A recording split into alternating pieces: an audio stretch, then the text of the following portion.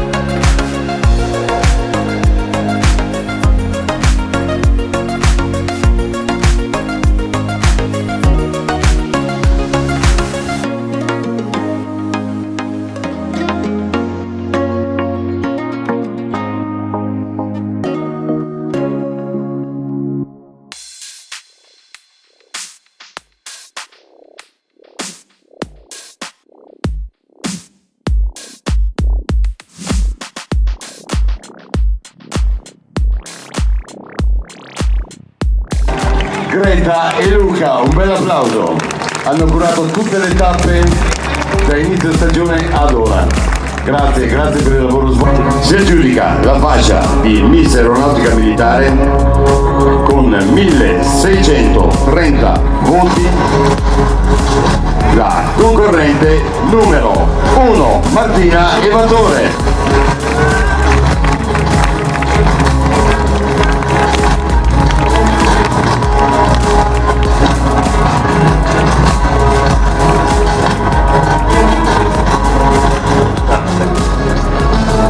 Concorrente numero 6, Karin Chiomento.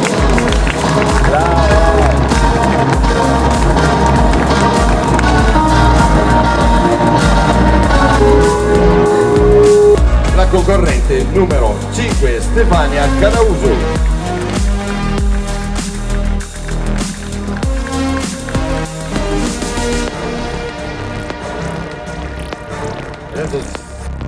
Va alla concorrente numero 4, Maria Antonietta Marino, e direi che facciamole un bel applauso.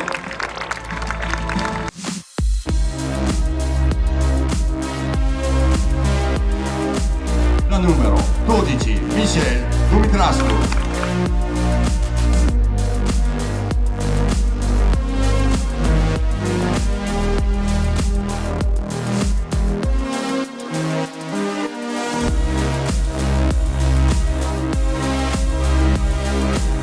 La concorrente numero 3, Laila Cabret.